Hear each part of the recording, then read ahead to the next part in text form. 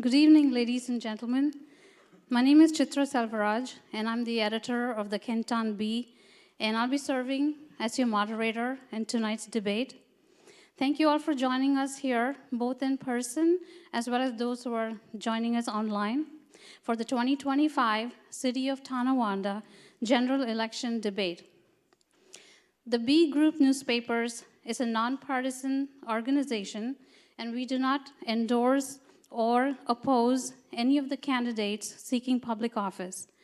Our goal tonight is to give constituents an opportunity to hear directly from the candidates and to promote an informed, respectful exchange of ideas. Now let's meet the candidates participating in tonight's debate. On your left are the Democratic candidates, and on your right are the Republican candidates.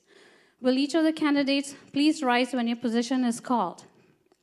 For the Erie County Legislator District 4 position that covers Tonawanda, the candidates are John Barnese and Scott Marchizowski. For the mayoral candidates, we have Bill Strasburg and John White. For the first ward candidates, we have Jim Sheasley and Rick Meyer. For second ward, we have Chris Fisher and Blake Boyle. And the third ward candidates are Susan Gregg and Ray Schultz. And the fourth ward candidates are Jason Voisinay and Bill Simon. Thank you. Every candidate will be asked questions, and they will have 1 minute to respond. The opposing candidate will get 30 seconds to rebut. Most of the questions submitted for the council member positions were general in nature rather than ward specific, so I will be randomly directing questions to the council member candidates. At the conclusion of the question and answer portion, each candidate will have 1 minute to deliver a closing statement.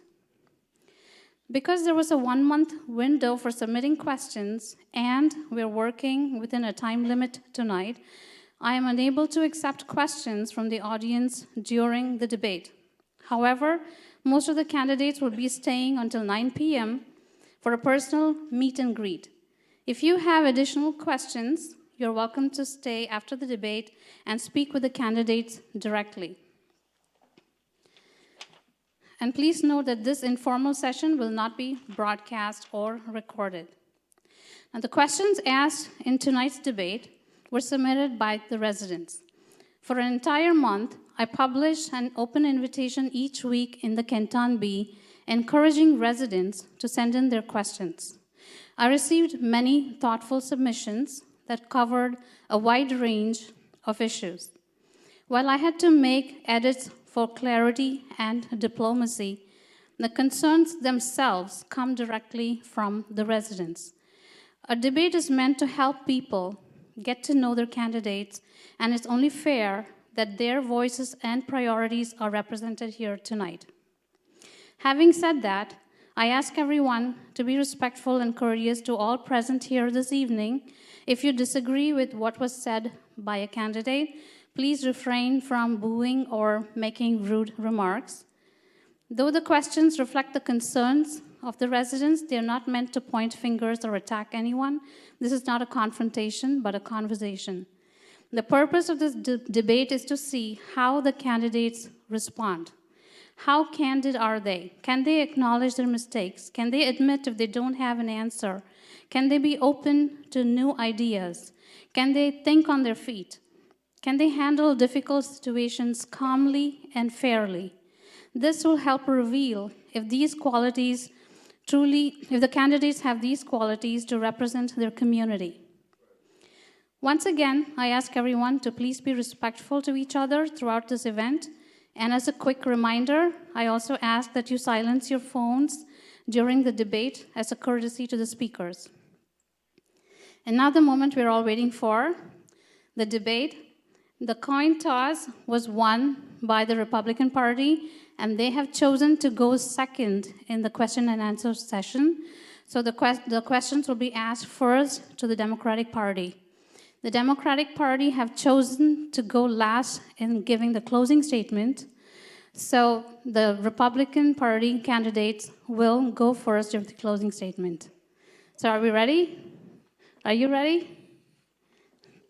Okay, first let me invite the two legislative candidates.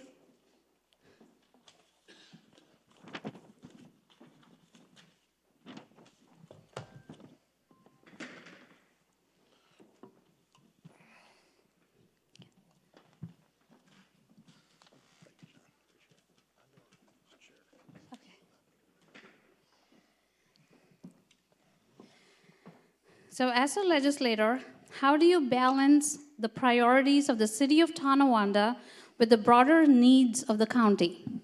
Oh, that's a great question. Well, first of all, I represent the city of Tonawanda, the town of Tonawanda, and a portion of North Buffalo. That's what the 4th District represents. I represent a little bit under 100,000 people. That's quite a bit.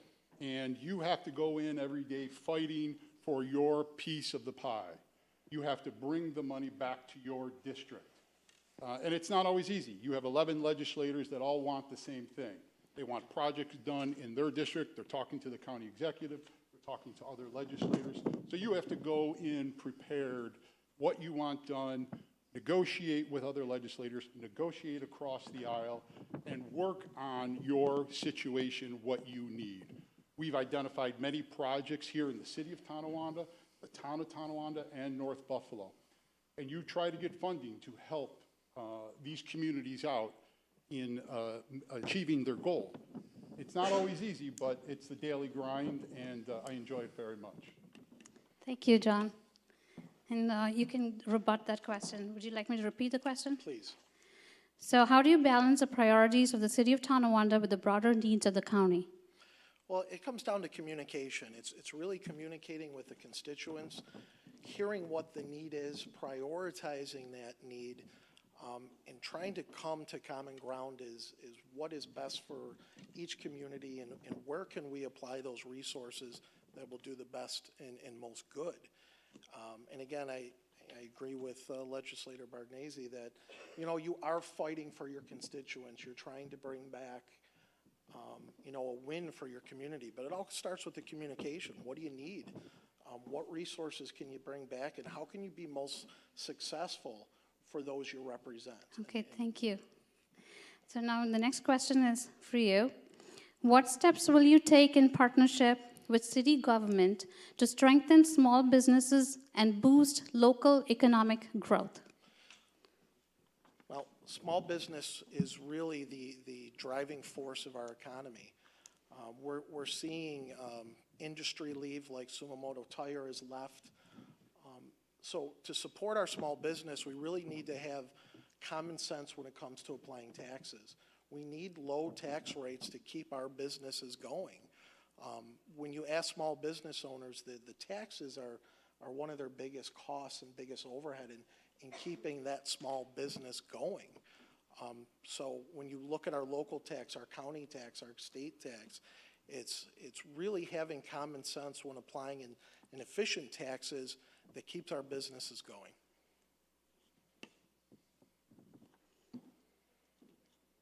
Thank you. Would you now you can rebut that question. Thank you. Well, I'll tell you what I've done already. We have started in Erie County the Storefront Revitalization Program. It's a grant application that small businesses can apply for up to $40,000. And we've awarded many here in the city of Tonawanda. I'll just give you a few. The Dome, they got $40,000, famous donuts, Queen City Imaging, Neil's Five Corner Automotive. They all received, it's a grant application, $40,000 for the improvement of their brick and mortar, their storefront. And what it includes is architectural work. We provide the architect. We sit down with the owners, what their image of their building should be, and we provide the money for them. And it's been a great success, strictly for small business brick and mortars. Thank you. The next question. Can you explain the steps you've taken to ease the financial burden on the city of Tonawanda? How have you advocated for a local interest against stronger political forces? Well, there are quite a bit of ways. Now, what you guys, I don't know if you realize, but over the last 3 years, we've reduced the tax levy in Erie County by 10%.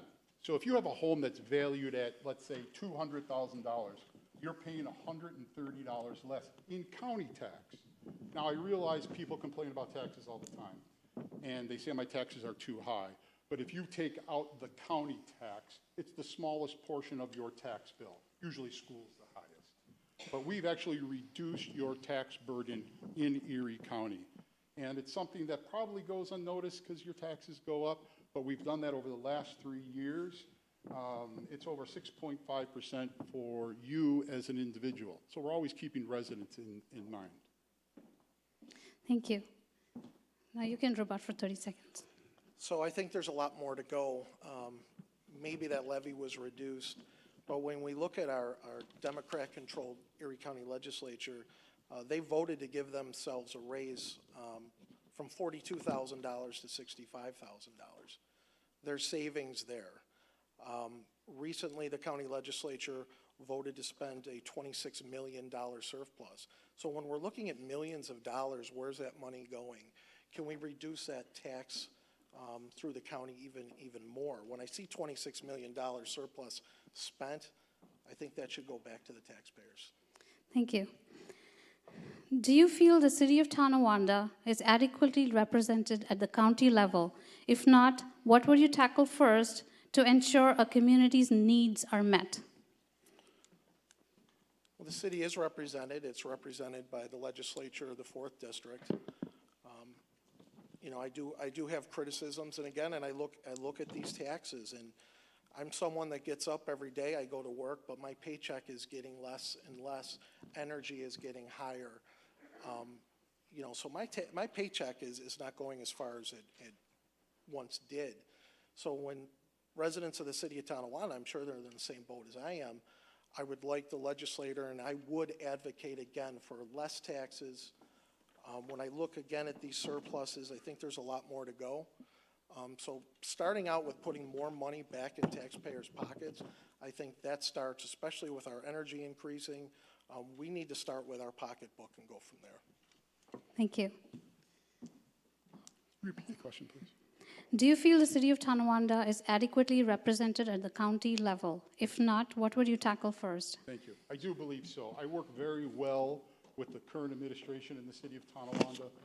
We communicate on a daily basis. It's a tremendous working with them, no matter if they're Democrat or Republican. You have to realize the city of Tonawanda overall budget is about $12 million. That's not a lot of money. I came from the town of Tonawanda for $124 million. And it was very eye-opening to me that the city of this size operates on that budget. So I actually had to work quite hard to secure money. We've secured millions of dollars for infrastructure, for the pool, and for art projects in the city of Tonawanda. Much needed. Thank you. Have you ever changed your position on a public policy after receiving input from subject experts or stakeholders? If yes, how would you move forward from a different position? I can't think of something off the top of my head that I've changed my opinion on. Before I make a decision, I do my homework. I ask. I see what the people want. I don't bring something to the county floor that my district does not want. That's not good government. I'm there representing you, the people. So for me to change my position, that means I didn't do my homework. I didn't find out what the needs were of my district. So I can't think of anything else that I've changed my mind on. Thank you. Do you want me to repeat it? Please. Have you ever changed your position on a public, or would you ever change your position on a public policy after receiving input from subject experts or stakeholders? And if yes, how would you move forward? Nothing comes to mind right now. Okay, so the next question. If elected, what are the top 3 things you would do in your first month, and which programs, agencies, or budget items would you review to ensure Tonawanda's needs are being met? One of my biggest concerns is we've seen an increase in crime in our communities. Our neighbors wake up and their car's not in their driveway. they wake up and they look at their Ring camera and a stranger has gone through their car or has tried their front door. As a police officer with almost 20 years of service, I've seen crime go through our communities, and I'm very concerned. At the county level, as an elected official, I would work to get resources to our local departments, whether it's through grants to hire police officers. There are shortages in our departments. Try to increase presence on our streets. That's one of my biggest concerns, and I think going through our community, I've seen a lot of feedback that people are concerned at night. And I can tell you personally, when I go see my father now, in the middle of the afternoon, I can't get into his house because he's locking his door now. Thank you. Please. If re-elected, what are the top 3 things you would do in your first month? Thank you. Sure. Top 3 things. Public safety is number 1. It always has been number 1. If you don't feel safe in your home, there's no value to your home. And I'm reminded that every day. I have secured quite a bit of money, especially for the city of Tonawanda Police Department. I've supplied them all with their AEDs and their cars for life-saving measures. I've secured money for the fire department, for new radios and computers. 2, economic development. When you have a built-out community like the city of Tonawanda, economic development is crucial because you have a stale tax base. You have to create new tax base, and you have to create new tax money for your residents. And 3rd is services. People want their roads plowed, they want their police officers, and they want their fire. Thank you. What is the most important lesson you've learned from listening to residents, and how has it shaped your decisions in office? There's a lot of lessons that I've learned.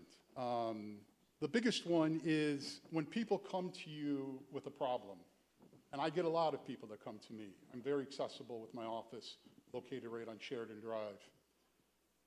The problems they bring to you may seem very small, but to them are very large, and they don't know where to turn.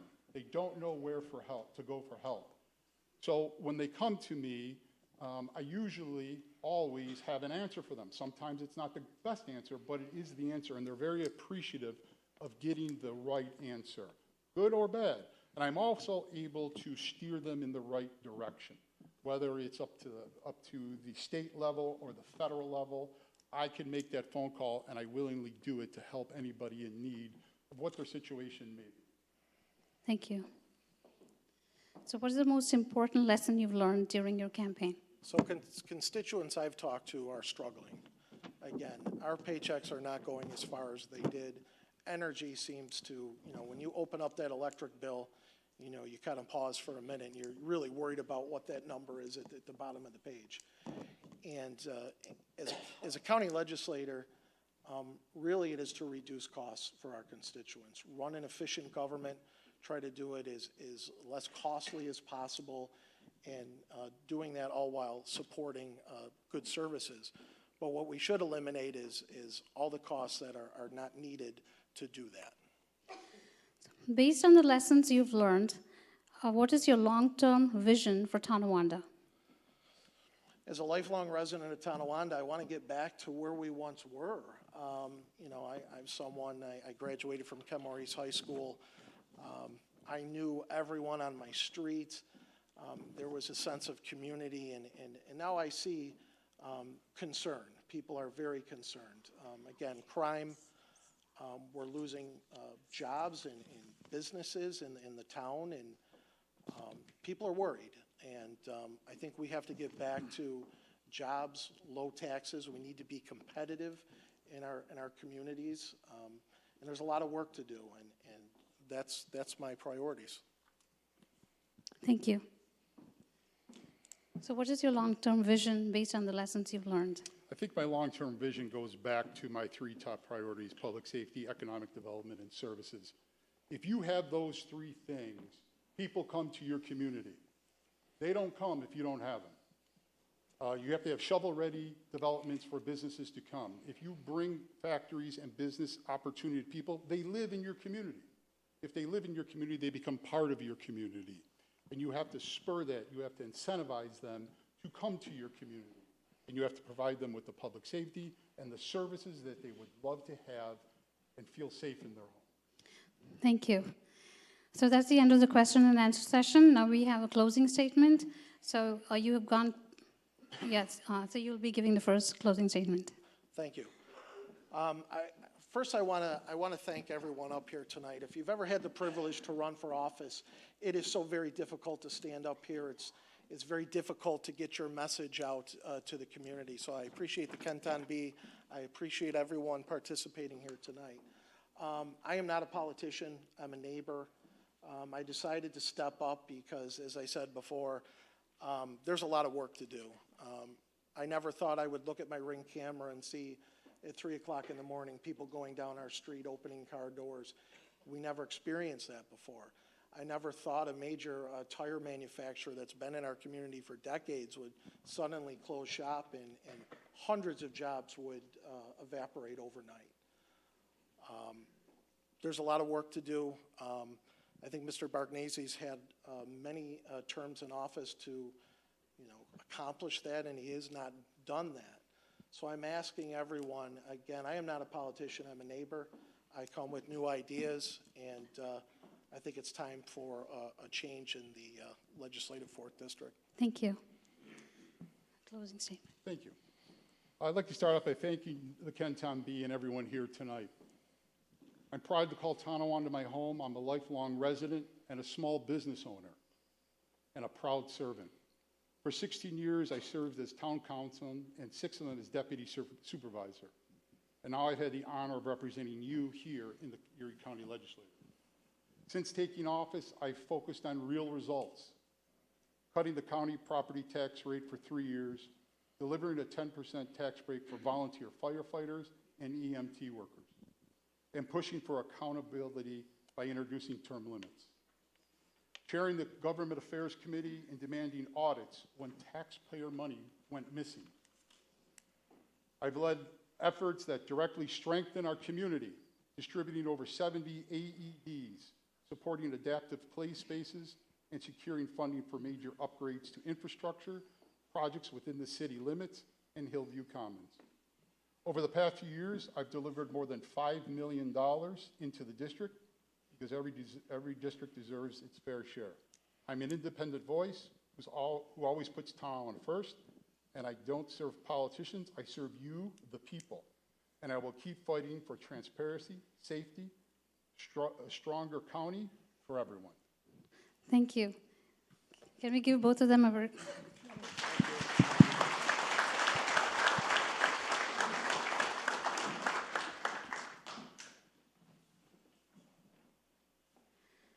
Okay, so now we're going to ask the mayors. Will you please step up, please?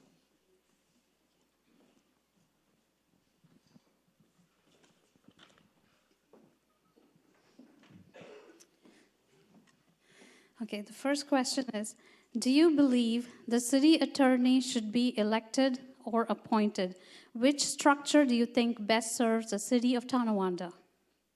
I think with the size of the city of Tonawanda, the city treasurer definitely should be appointed. It's too difficult to get quality candidates that are city residents that actually reside in the city. So I wholeheartedly believe that it should be an appointed position by the mayor and serve at the pleasure of the mayor. Thank you. I agree also. It's a very small city, and to get individuals that are qualified to that type of work, such as a treasurer, it's very difficult. You will not find people qualified in a small city to run. I don't like taking the vote away from the people, though, but on the other hand, I've seen too many years where we don't have qualified applicants, and it's the best route to go. Thank you. Now, this is a two-part question. Firstly, what is the rationale of not appointing a city attorney at the same time the treasurer was appointed as required by the charter revision? And secondly, what is your perspective on a city attorney listing his personal email account on the city website and using it for conducting official city business? Well, number one, it's the same as the treasurer. The city attorney, you will not find qualified individuals within this small 2 mile across by 2 mile. And unfortunately, we're again taking the vote away from the homeowners and from the residents, but you're not going to find a qualified individual that will run or wants to run in this small city. And the second question again, ma'am? What is your perspective on the city attorney using his personal email account for official business? Well, I think they should be using their own, only the city one for city business and their personal for personal business. It should be separated. I agree. I do. Thank you. Sure. I see the first one didn't apply to you. So what's your perspective on the city attorney using his personal email account for official city business? He can't use his personal email. Communications by email are foilable, and they have to be through the city email. It shouldn't be allowed whatsoever, and if it is happening, it needs to stop tomorrow. Thank you. If a new infrastructure development is proposed to our city, what factors would you consider in evaluating it? How would you decide whether it should move forward? The city has very limited space to grow and expand. We have Spalding Fiber, we have Vets Park that hasn't been developed yet, and a plot of land that was the old water department behind Tops on Niagara Street. I think what we have to do is a little bit of what happened at Riverview School. You have to take the input of the neighbors on what their decisions are, what they want in their neighborhood, but it all revolves around communication, about working together, and about bringing businesses that are appropriate for the city. Thank you.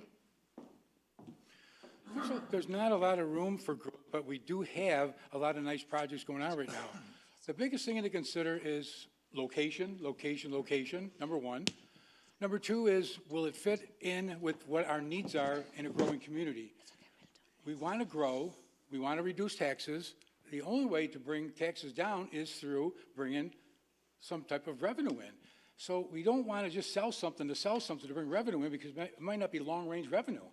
So I think it's important to take a look at the whole package. Is it good for the city? Is it good for that part of the city? And is it going to be something that's going to be here for the long run? I think it's the biggest question is, will it be here for the long run moving forward? Because don't be shaded by that. I have many companies come in and look at the Spalding properties, and bottom line, some just didn't fit, and we've turned a few of them away for good reasons. Thank you. Since the city attorney is using his personal email, what measures are in place to ensure the security, transparency, and public accessibility of city records? And if the city has a new attorney, what steps will be taken to accurately transfer these records to the incoming attorney? Well, the city attorney, believe it or not, that's the person we go to for legal advice. So we would have to sit down and find out what they are or not doing, and then look at our charter and where it fits and what is being done correct or incorrect, and address it ASAP before we move forward. Last thing I want to do is get into a legal affair with our attorneys with something that we are doing that's wrong that we should have been told a long time ago.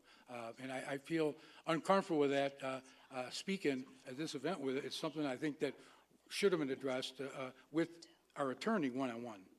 Thank you. Again, I think I've answered that the communications from the city attorney have to be through a city website. So it's recorded, it's documented. If it becomes part of a lawsuit, it's accessible for those records. The transition, I believe everybody that is involved in politics in the city of Tonawanda is doing it for the right reasons. They're doing it because they want to make a difference. We have different opinions on how to do that. I believe the new city attorney, if there is one, will have no problem working with the previous city attorney to have that transition. They should start ahead of time, maybe early December, but they need a little couple weeks to move forward. Thank you. The fourth ward, please.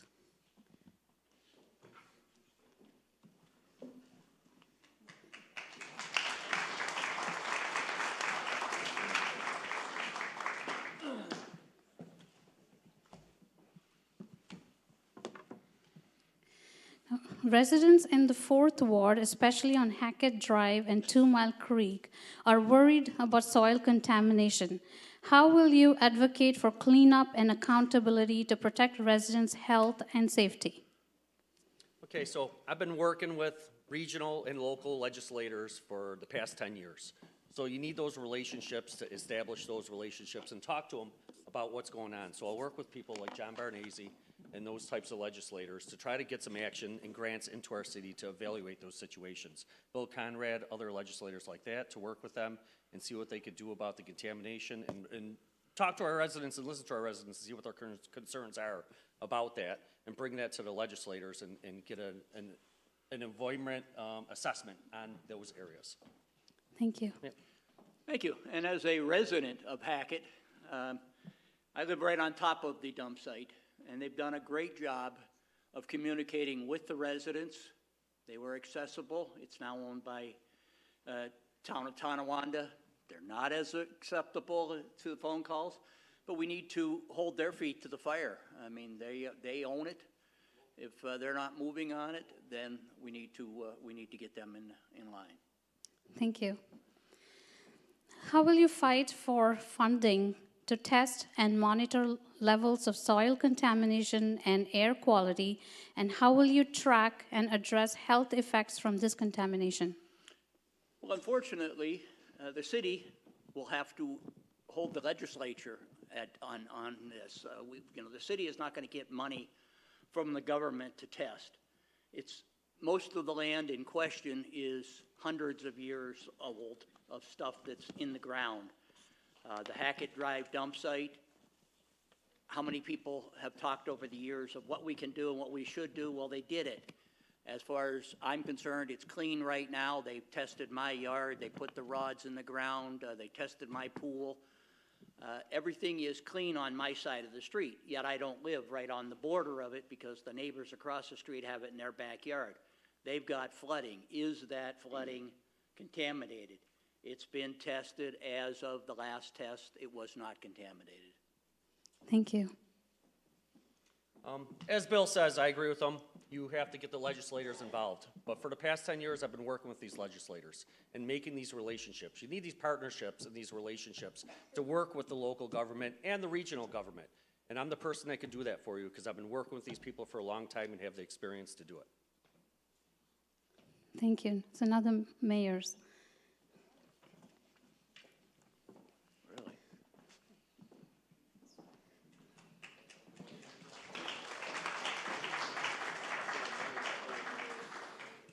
How important is it for you? Oh, I'm sorry. In your view, are residents currently given enough voice in shaping decisions for our city?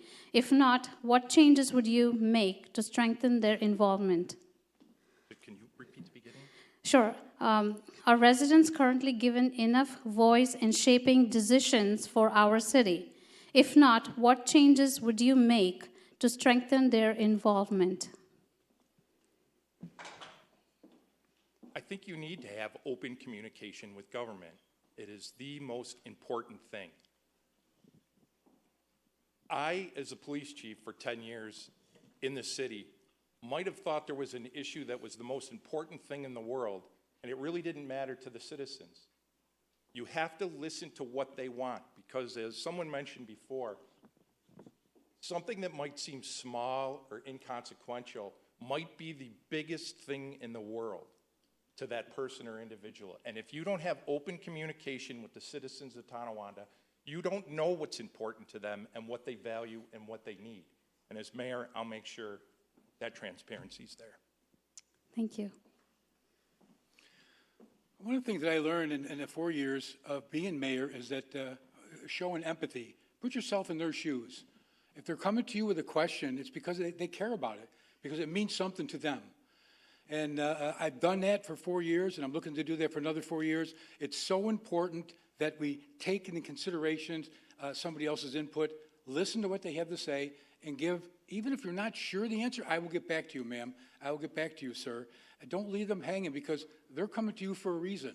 And that's what we're here for. You pay our taxes. You pay my salary, which is very important to me. So I would make myself available at any time. My door is always open. Thank you.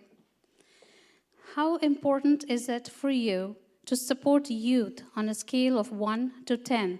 What concrete steps will you take, if re-elected, to give them the support and spaces they deserve, such as the recreation center, gym, or after-school programs? I have been a supporter of youth my whole life, since I was young, educating, teaching, football, baseball, basketball, clinic football. It has been my pleasure to do that. I learned a lot from the kids as the kids learn a lot from me. I think keeping youth programs is, it gets them off the street, it gets them not out of the house, and we're not babysitters, but the coaches are, it's an important part of growing up for these kids. It gives them maybe the only authority they have in their lives. It's important that, from a city standpoint, we make the options for a pool or for a night gym or after-school gym, or whether it's a fishing derby, whether it's no matter what, just something for the kids to do to keep them busy. And I think that's important. And if elected, I will find those things to keep those kids moving, doing something, and also being a part of it. It makes them feel like they're part of a team. And being an ex-athlete, I'm telling you what, it's the best thing they can do.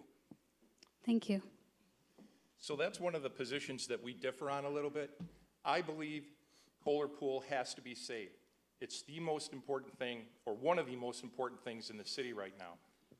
We have too much water in this area to not have kids a place where they can go and learn how to swim just to get to shore if they fall into the creek, fall into the canal. Secondly, I don't think we have any other programs for the kids. The current administration has had 4 years to do something about the youth, and they have not. There aren't programs. Programs have been canceled, not increased, not added to. And that would be a big difference if I'm elected. Thank you. Now the third word, please.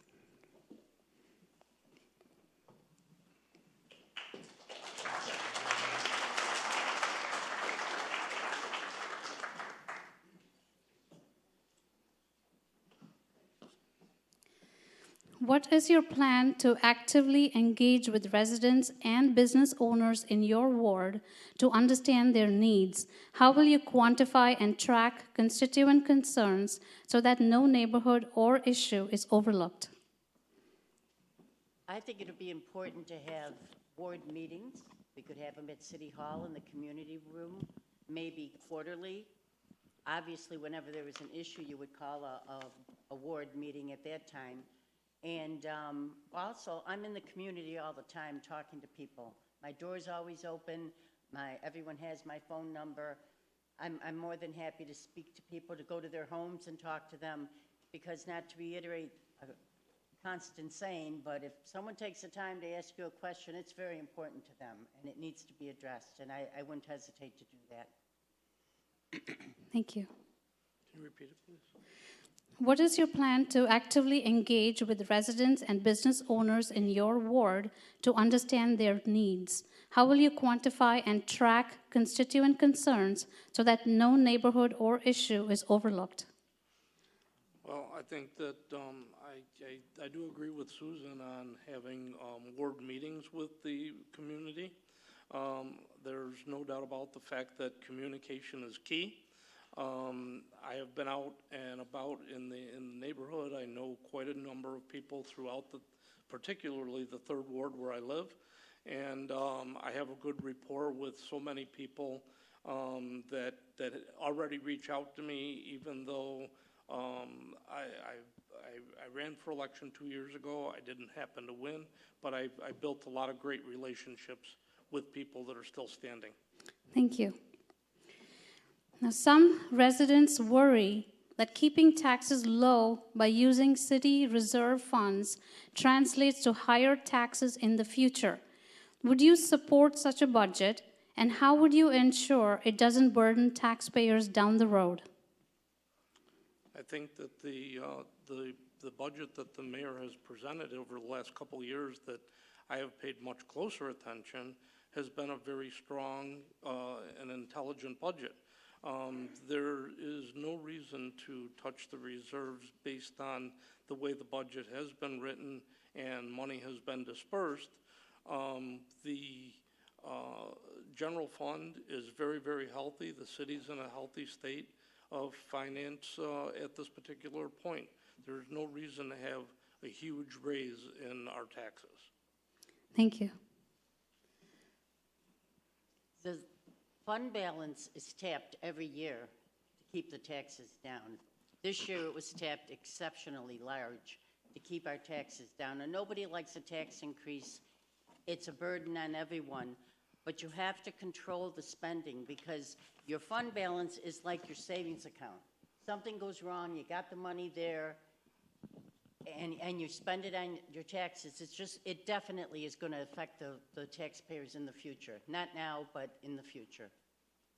Thank you.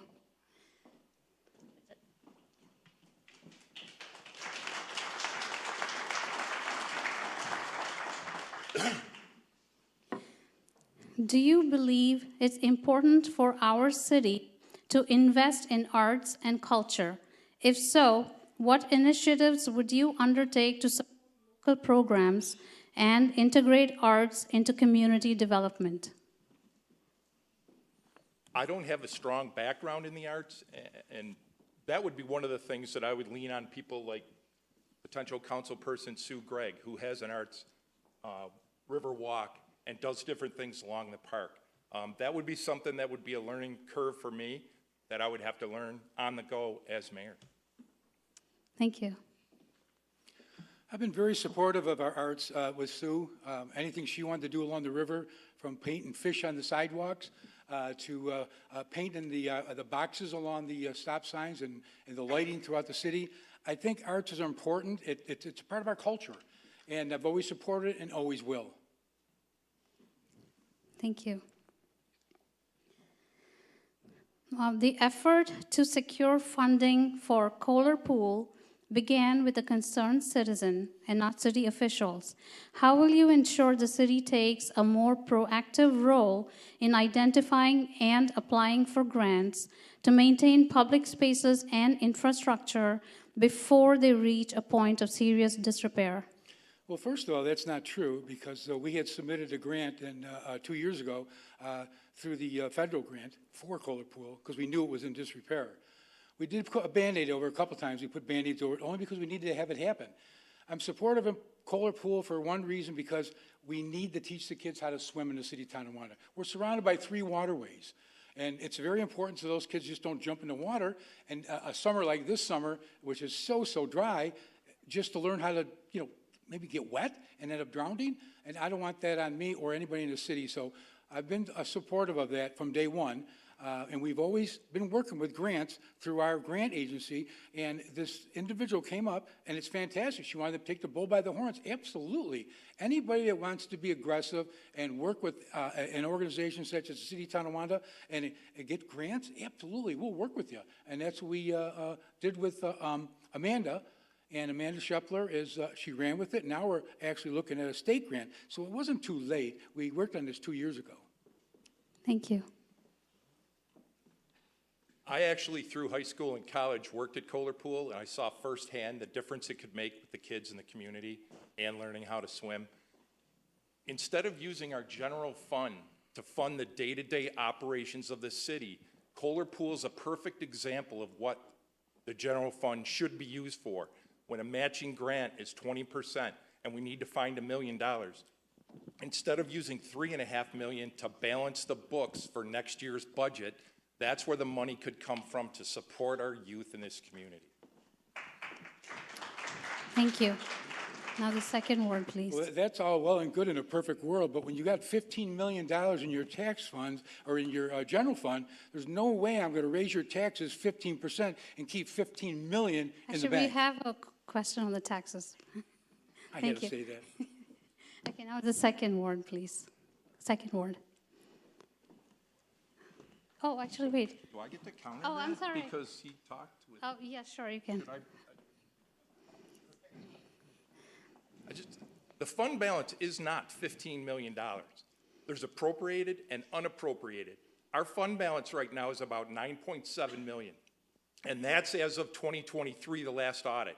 There's an audit coming out in 2024, which will find what it is. And in 2025 isn't out yet. Obviously, the year's not done. And $3.4 million is being used next year. We are depleting our savings account. Thank you.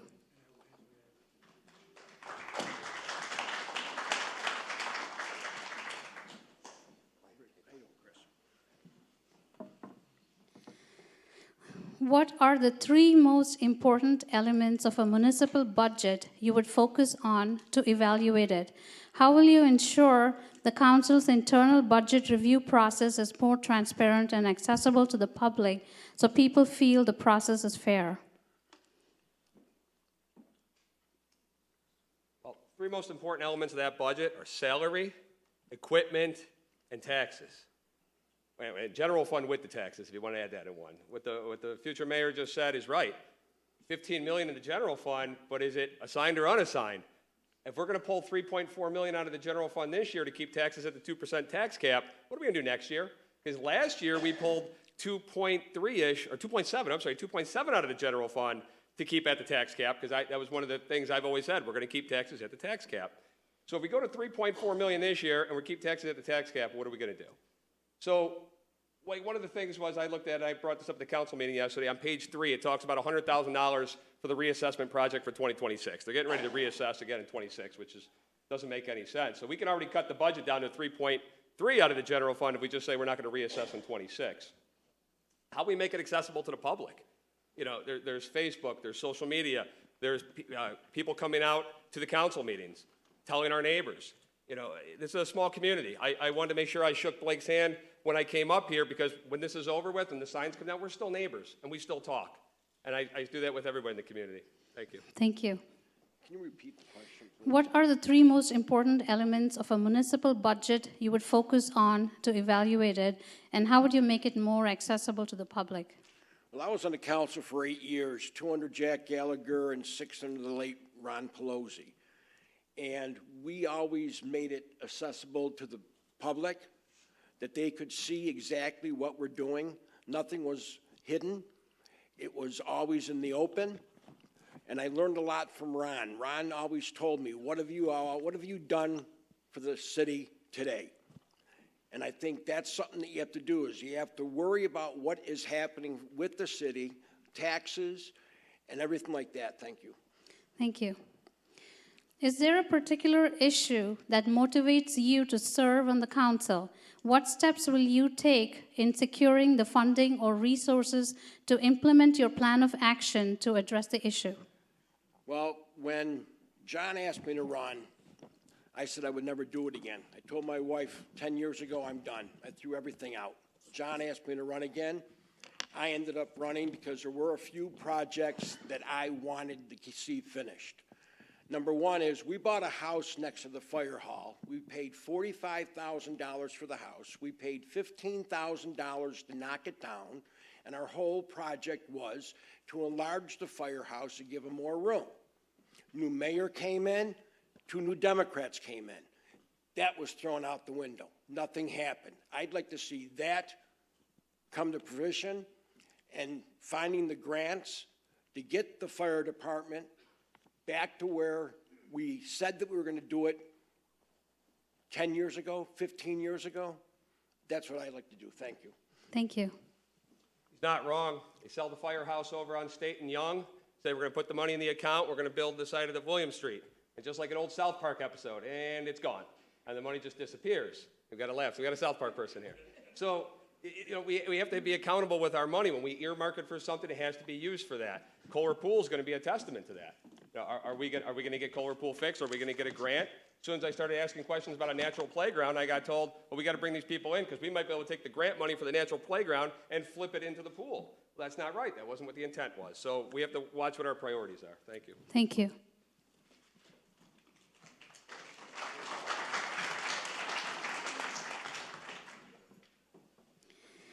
Litter and illegal dumping affect both quality of life and community pride. Do you feel the city has strong enough waste, recycling, and composting programs in place? If not, what specific steps would you take to improve them? That's a question I was not expecting.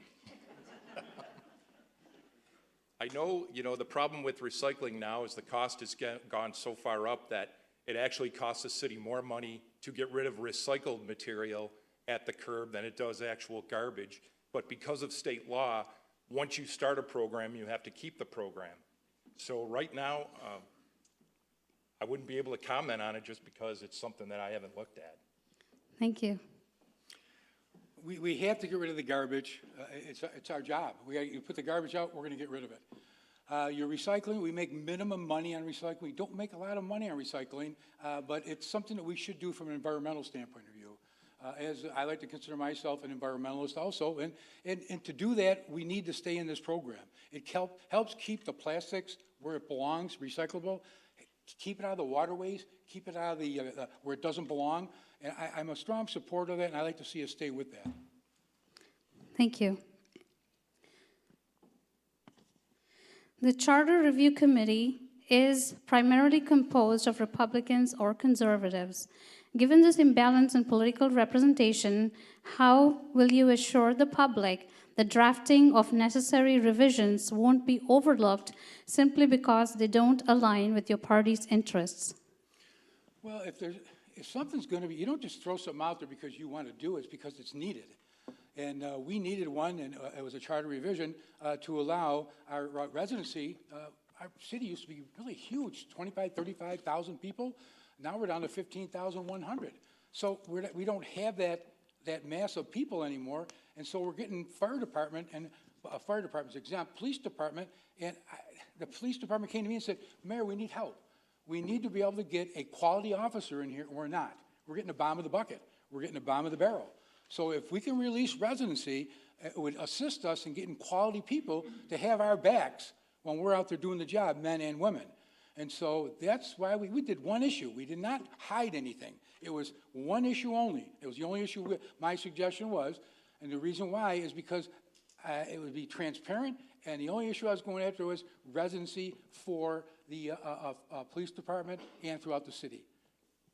Thank you.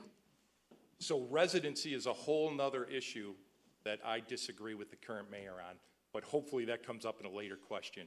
It is. Good. The Charter Commission is supposed to take a look at the entire codes, everything involved in the city. It was never meant to be a one issue, I want to get something through situation, and that's what this turned into. They ended up missing a deadline to get it on the ballot, but there was no public outreach. There wasn't any public meetings. This was going to be on the ballot before the public even had a chance to comment on it, which is unfathomable to me that it was hid like that. Thank you. Do you believe current traffic regulations and safety laws adequately address the needs of e-bike riders? What changes would you implement to improve safety for all bikers? This is a great question, because I personally see this almost every day on the bike path, and the e-bike's just going so fast. There is no easy solution with this. We really do need to reach out to our county legislators, our state legislators. This has to be mandated. Whether that means when someone's driving reckless, the e-bike gets confiscated, but we always joked in the police department that cars and people don't mix. It's just a bad combination, whether it's parades, traffic, whatever. E-bikes, with how fast they go now, are the equivalent of cars and motor vehicles, and putting them on the bike path in Tonawanda is just a recipe for disaster, and we have to find solutions. But right now, I joked, you can't ask the police department, what are they going to do? Go down the bike path on a high-speed pursuit with a police car with its lights on? It's not an easy question, but we need help with bigger partners. Thank you. We've actually done that. We've been meeting with, it's not our legislators, they don't make the laws, it's our assemblymen. We've had a roundtable with Conrad's office in regards to the e-bikes. And there's so many types of e-bikes. There's electric e-bikes, there's electric assist, there's all kinds of e-bikes out there. They all travel too fast, they all have no regulations, and we have no teeth. Our police department can't do nothing with them because there's no laws in place. So what we're trying to do now is get our assemblymen to take this to the House and say, look, we need some laws, we need some teeth that we can go out there and tell these kids, look, if you're on that bike path and going over 15 miles an hour, you're going to get a ticket. But you should be at least 16 or older to ride an e-bike. That's the other thing. So there's a lot of regulations and things we got to look into before we move forward. Thank you. The city currently does not have an ethics committee. How can you demonstrate a commitment to high standards of conduct and accountability without an independent committee that can function without undue political pressure or conflicts of interest? Well, we form an ethics committee. There's nothing to say we can't have one. There isn't one here. I would have no problem with having the city form one, a mixed one, Republican, Democrat. You don't want to make it one-sided. Put it together, and they will be the ethics committee managing and going over issues that happen in the city of Tonawanda. There was one in the past, because I was on it, and it was in regards to building. If there was a problem and somebody had a problem with somebody in the city in regard to building something, it went to an ethics committee. And it went to the wayside years ago, and I'd like to see that come back. Thank you. I retired in 2023 from the police department, and up until then, I was chairman of the ethics committee, so it hasn't been gone for a long time. When I retired, the ethics committee went by the wayside. I wholeheartedly believe that a bipartisan ethics committee should be formed where folks have a resource to go to if they don't feel comfortable going to the powers that be with a complaint or an issue. We have to have the ethics board back, absolutely 100%. Thank you. Now the first word, please.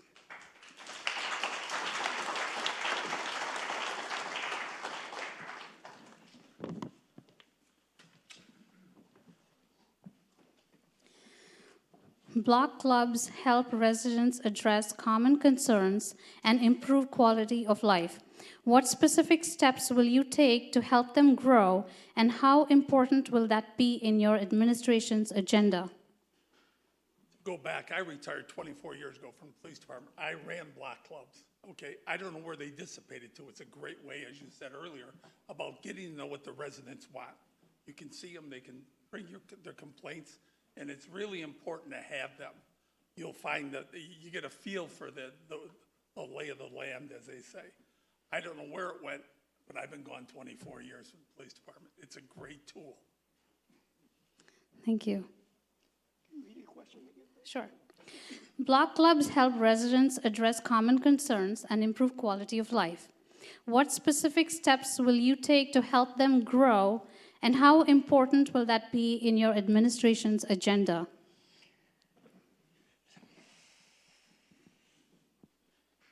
Well, I agree with Mr. Sheasley on that point. Block clubs, that kind of thing. Where I live right now, we have a very tight group of people. I would say 15 or so that get together quite often. And, that I'm sure that would work if we can put, more groups like that together. Thank you. Every ward has unique challenges. From your perspective, what is the most urgent issue residents face in your ward, and how will you work to solve it? Well, I've lived on Ridgedale my entire life. Well, 32 years. I've been in the city of Tonawanda my entire life. Most of you know that, like between Willowbend and Ridgedale, it floods out. Severe rain causes it to flood. Now, a few years back, they put some floodgates in at Ellicott Creek, and they also put a pump on Lexon. That did improve. Instead of getting flooded out 3-4 times a year, we get flooded out maybe once every other year. I know this because I've lost 2 pool filter pumps. Recently, I have learned that there is room in that pump house to add a pump or a larger pump. I think we need to figure out how we can move forward with that, but of course without affecting our taxes. So we need to be creative. Thank you. Just read that again, please. Every ward has unique challenges. From your perspective, what is the most urgent issue residents in your ward face, and how will you work to solve it? Well, it's taxes. I was just out in the last couple of weeks, and 2 people, older people, I'm old too, I'm 75, but they said, we're probably going to have to sell our house because we can't keep going up with taxes. We have to decide in this city with our employees, everybody to buy in that we got to find what the needs are, not what we want. And there's a big difference in budget. Thank you. Okay, now the mayoral candidates.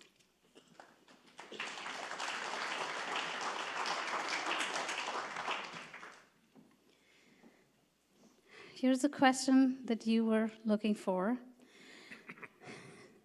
Do you believe Tonawanda City employees, including police officers, should be required to live in the community they serve? What considerations would shape your position? 1,000%, I disagree with the mayor completely. Our city employees should live in this city. It's about safety, and I will go back to one example. In 2022, when the blizzard hit at Christmas, communities were shut down, streets weren't plowed, communities really suffered. By our police officers living in the city, we actually relieved officers by snowmobile. By having Department of Public Works employees live in the city, they were able to be picked up and plow the streets so the emergency vehicles could get through.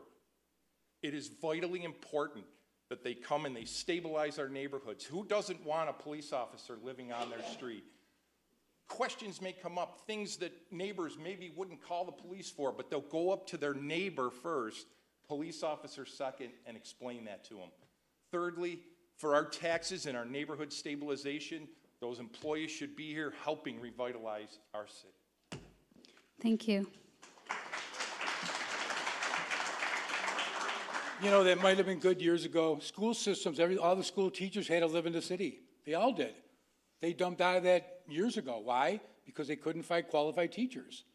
I'm looking for quality individuals to be your safety person, not number 10, 15, or 20 on the list. And that's what we're getting right now, because we're making them live in this small city, 2 mile by 2 mile. Ask the police officers, they'll tell you. They don't want an inadequate person covering their back. Yes, I believe it's a great idea, but we don't live in that world no more. We don't. Our firemen don't have to. We have one living in Silver Creek right now. Our firemen are exempt from that. So you know what? In a real world, yes. In what we have right now, no, because I want a quality individual on that street. I want to make sure it's a number 1, 2, 3, or 4, not a number 10, 12, 15, because I can't find anybody that wants to move into the city of Tonawanda. I am getting rejected left and right by other, even lateral movement from other cities. They do not want them to live in the city of Tonawanda. Thank you. Thank you. Okay, now if re-elected, would you officially appoint Judge Saltarelli as a part-time judge starting in January 2026? Why or why not? And if he loses the lawsuit, would you change your decision? Well, first of all, Mark Saltarelli, he's got to win his lawsuit, number one. Mark donated to my campaign, donated to his campaign, and was being a friend to both of us. So what did he do wrong? As far as I'm concerned, I found out that he wasn't supposed to sign mine, so I gave him about his $500 back. I don't know if Chief did, but I did. So bottom line is with the Mark Saltarelli, if he wins, I made a promise to him. I said, Mark, here's what I'm going to promise you. You're a friend of mine.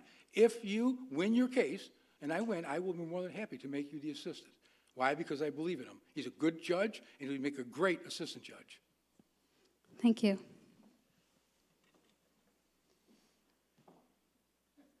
What the mayor did was wrong, though. He could have said that if he wins the election in November, he intends to appoint Judge Saltarelli to that position. By taking the stand that he could do it and questioned by the council on it, he said, it's none of your concern, don't worry about it. Well, it's everyone's concern in this community. That is an important position, and thought should go into it. And decisions based on friendship shouldn't come into play. It should be about the qualifications. Do they deserve the position because of what they've done, not because of who they know? Thank you. How do you plan to balance the city's budget while maintaining healthy reserves, and what specific strategies will you pursue to increase revenue? That's really what this election is about. I got into this race because I was worried about the finances of the city. I thought we were heading towards some financial trouble. With this latest budget, I'm scared for our budget. $3.4 million from the fund balance means January 1st of 2027, we have a $3.4 million deficit structurally built into that. Before the union contracts and there's raises for employees, before health insurance, before retirement, before the electric bill goes up, before nails go up. That's what we're facing. Last night, the city treasurer said to cover that $3.4 million, we'd need a 24 to 25% tax rate hike. We have to get our spending under control now, because the longer we kick the can down the road, the tougher the decisions are going to be, and they're going to hurt everyone, citizens, employees, and the people up here. Thank you. Every municipality is going through tax increases and hikes. Look at the town, look at 9% North Tonawanda last year, look at the Amherst at 12%.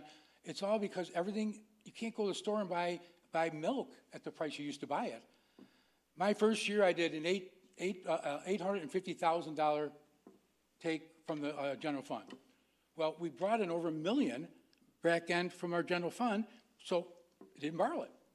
The next time was over 1.1 million, and we brought in almost 2 million. Well, last year for 24, I just got one of the reports from Dresser Malecki, and I can't wait till the 21st, because they're going to come in and say that we budgeted $2.7 million out of there. We took zero out. Zero. And we bought a pumper at 1.1 million, and we still went from 15 million to 16 million. What I'm saying is we're not there. I'm not going to hurt you as citizens by raising your taxes 12% now. Is it coming? It's coming. I know it's going to come. It's going to come. But we're not there yet. I'm not going to hurt your services, and I'm not going to hurt your taxes by raising. You can't afford that kind of tax hike right now, so Okay, I'm not thank going you. to do Actually, it. the next question is also on the budget. Yep.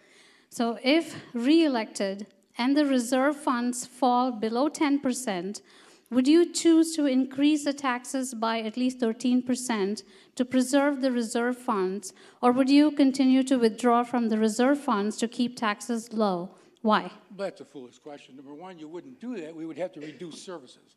That's when you take a look at your services that you're so used to getting and so comfortable with, then we would have to look at reducing it. Do we look at privatizing garbage? Do we look at maybe going to heavies once a month, like North Tonawanda did for a long time? My building was in North Tonawanda. That's what they did. It reduced their costs. There's a lot of ways to look into it. We've had council meetings that were supposed to have budget meetings. We didn't have any of those. Now I'm just getting input from the council. Every year we've had those. Come on, give us some input. Nothing. Guess what? Now it's down to the nitty-gritty. Now we're getting it from all directions. Sit down, talk intelligently, and let's have conversation. My suggestion is once a month, starting in January, whether I'm there or not, we have these meetings. It's coming? Yes, it is. But we're not there yet, and I'm not willing to put you in that position yet. With not that kind of money in that general account. Thank you. So somehow we're not going to raise taxes, we're not going to deflate the fund balance, and we're not going to cut services, but we're going to balance this budget in an ever-rising cost. Year to year, from last year to this year, the expenditures in the city budget went up $1.692 million. That's how much more we're spending in 26 than we're going to spend in 25. It's not sustainable. We can't keep doing this. Under Davis's 8 years as mayor, expenditures went up $5.2 million total in 8 years. Under the current administration, in 4 years, expenditures have gone up $5.8 million. That's million in this small city. We cannot keep going down this road. We are going broke. Thank you. On the fourth ward, please.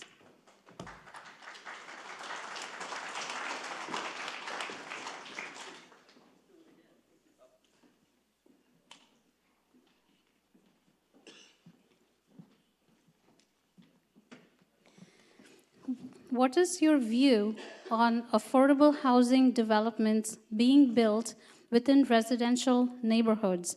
Do you believe they benefit the ward if they come in exchange for zoning variances and an increased tax base? So in the city of Tonawanda, we already have our affordable housing area. It's been here for years. It's been there for many, many years. And I feel it's healthy for the city and for the residents that need it. There's no word of any other affordable housing initiatives. There's new housing going up on the Hill, but it's not affordable housing. It's going to be high-income market value housing, and that's what we need to drive economic growth in our city. So that's what we're looking for, and, you know, we have our affordable housing. It's very good. It does a great job, and it supports what we need for our city. Thank you. I hate to do this, but I actually agree. No one has come out and said we need more subsidized housing. The housing up at behind my house, I am proud to say, the Riverview project, that's market rate apartments. That same gentleman, for common knowledge, just bought St. Francis School. He is not putting up subsidized housing there. He is putting up market rate housing, which is what the city needs to build its tax base. Thank you.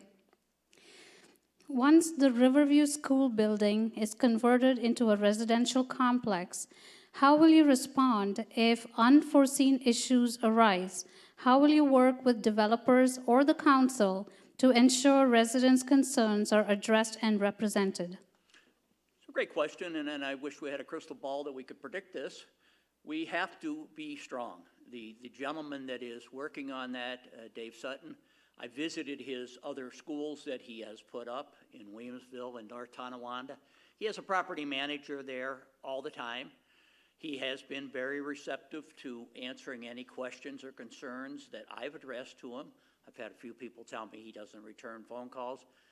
I've gotten a phone call every time, and it's not because of what I'm doing. It's because I'm a concerned citizen. As far as the future, if we knew what the future was, we'd all be better for it. He's planning on putting up houses there. Everyone says, well, he could put up 17 or 18 houses.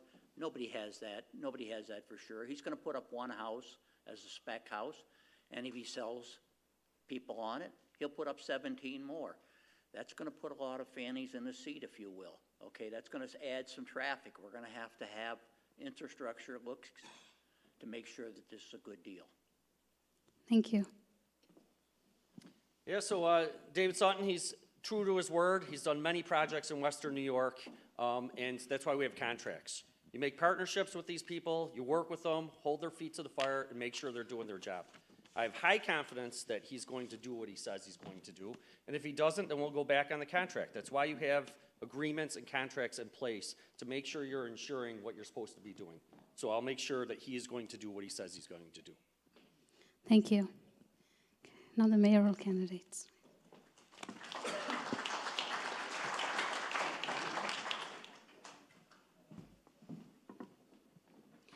As a former police chief, you have experience negotiating contracts. In your view, what are the strengths and weaknesses of the city's current contracts, and how would you draw them up differently? So I have the unique position, 17 of the first 20 years in the police department, I was a union officer, including 6 as president of the PBA. Then obviously when I transitioned to the chief of police, I spent 10 years on the administrative side. The employees of this city are our greatest asset. We don't make anything, we don't create anything, we provide services to the citizens. I've met with the fire department, I'm going to meet with the police department next week. I hope to meet with DPW to tell them that they are valued in this city and they are what's important. But we have to be partners with that. That is the biggest thing. It can't be one-sided. We have to do what's best for each other. And if we work together, we can improve this city. If they want to be the highest paid employee, I can guarantee you got to go somewhere else because you'll make more money in Amherst. You will. But if you want to have pride and you care about this town like most of the employees do and that I do, then we got to work together to make what's right for the taxpayers and for the employees because they are our greatest asset as a workforce. Thank you. We do have our greatest employees. When we met with them, I came into a 7-year contract. 7-year contract. All the employees had 7 years. It's nuts. So we changed that. We split them up between 2, 3, 4, and 5 years. We had 4 bargaining units. We sat down with each bargaining unit and said, look, we need to come to some common ground here because we're going the wrong way. I can't afford you if you keep want and what you want and what I can afford to do. So we sat down and we came up with some common ground, and we, I think, did a pretty darn good job. We have a attorney who's a labor attorney that we work with. Okay, we don't know everything, but I sure as heck get legal advice before I go into those meetings with them. And that's what we did. And that's what we come up with. Our contracts are pretty good contracts. But I'll tell you what, we took a lot away from them, and I'm not going to lie that they wanted a lot more, but we came to some common ground because they actually lasted a lot longer than originally, only because we weren't coming to an agreement. Okay, thank you. Actually, the next question is also Go ahead. related to that. So in the budget, you cannot cut essential rising costs like supplies, pensions, or health insurance, or bills. And most other expenses are locked into contracts. So when they are up, would you seek to renegotiate them so they're more budget-friendly, or would you favor scaling back services to keep spending in check? We have to go back where it's going to be beneficial to both the city and the employees. We need the employees, but the employees need us because they need their job. They got families. They're settled in the communities. Their kids go to school here. It's very important that we work with it, and don't forget that, but also that we have our needs. We cannot go over a certain amount of maybe a 2% and maybe a 4%. We went 4 across the board. This next contract may be a lot different. Now that we're looking at maybe not kicking a can down the road and seeing what we come up with, I mean, look at 2024. 0 out of our 2.8 million that we anticipated. And we raised our bottom line again. So, you know what? Is it coming? It's coming. We're going to sit down and negotiate properly, like we did before. There's nothing we're going to change, but it's for the better of the city. We have to, if we're going to survive. Thank you. So in the budget, you cannot cut essential costs like supplies, health insurance, or bills. And most of the other expenses are locked into contract. So when they are up, would you renegotiate them so they're more budget-friendly, or would you be in favor of scaling back services to keep spending in check? I believe that the citizens, and I've been going door to door, they are very happy with the services that are being provided by the fire department with first aid, by the police department with response time, by public works, with the snow plowing and the different things that they do. We have to get costs under control. We have to be partners with the employees. We have to start working together to find solutions because we just can't keep throwing money at problems because we don't have any money left, or soon we won't have any money left. Thank you. The next question is for you. Small businesses are the backbone of any city as they increase. What will your administration do to support these local businesses, and how will you attract new businesses into our city?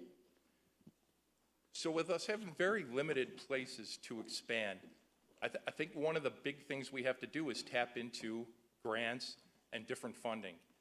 We have to reach out to our Democratic county executive, our Democratic legislature at the county level. We have to reach out to our Democratic governor, and we have to get resources coming in to help us. With being 3.5 square miles and not having much area to improve on, we have to get resources to help us. One of the big things is we need to work on downtown. One of the big comments going door to door again is it feels like there's a wall at the bridge between North Tonawanda and the city, that somehow everything stops on Webster. We have the people coming down now. We just have to tap into that and bring it into our town, into our downtown to help it revitalize. Thank you. And that we started about a year ago when we received the $10 million DRI, Downtown Revitalization Initiative, from Governor Hochul. That is to revitalize our downtown footprint. Our downtown footprint, we're brewing 124 apartments being built at the old Karuba site, which is right on Fillmore, right across from Prescott's. Prescott's is related, the top 100 restaurants in the country. That's fantastic. Karuba across the street, 124 apartments. The Dave Sutton with the apartments going on in 2 schools, which we received 0 for taxes because churches didn't pay money on it. A lot is going on in the city of Tonawanda, a lot. Thank you. How many millions are owed in unpaid property taxes by delinquent owners in the city, And what is your plan to address this issue to ease the burden on tax-paying residents?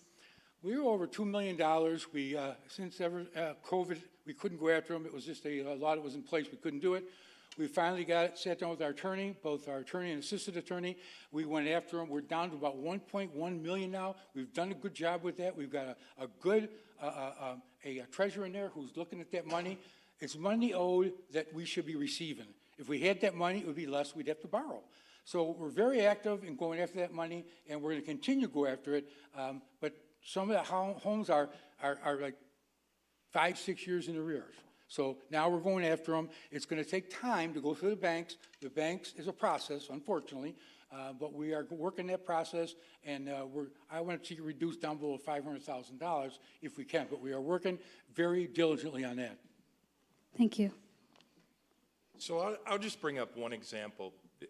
The old water department property behind Tops on Niagara Street. It's a vacant lot. City sold it at auction 5 years ago. New York City developer bought it. For 5 years, he's never paid a city tax. He's never paid a school tax.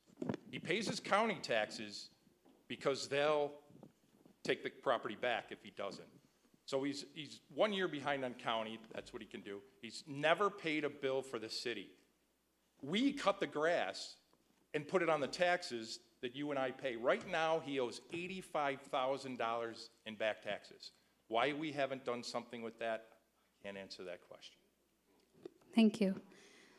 The third one, please.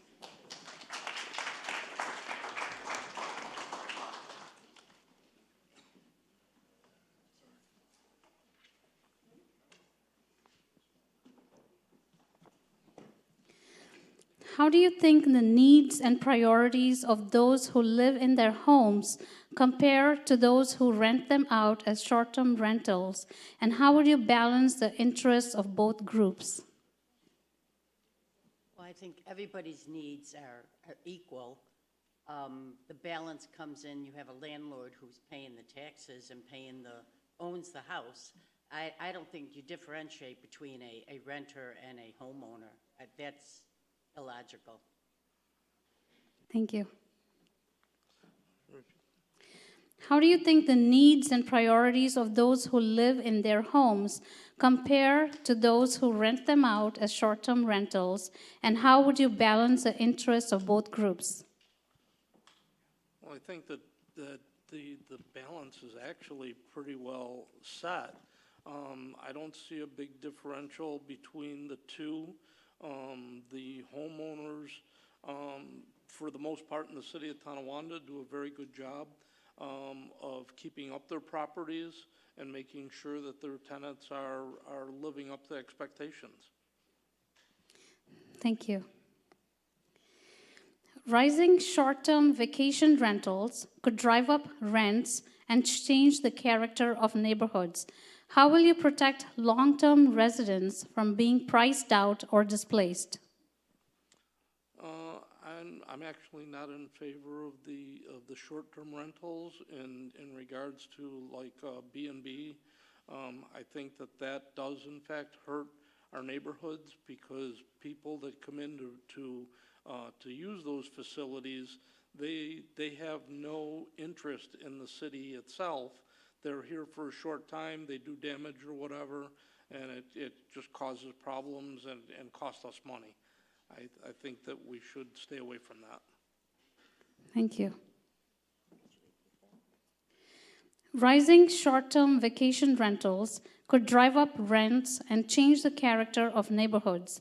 How will you protect long-term residents from being priced out or displaced? I think short-term rentals are important because of the tourism that we're trying to bring into the city of Tonawanda. We have a lot of, like you said, a lot going on in North Tonawanda. We have the boating facilities. I have 2 short-terms right across the street from me, and people come in. They're very well taken care of. I don't think it affects the rate of the rent for long-term people. I think it's irrelevant to that. You have landlords who take care of the property because they want to incite people to come in and rent them. Maybe a little more control on those people, a different type of standard they have to meet, but I think they're very important. Thank you. Thank you.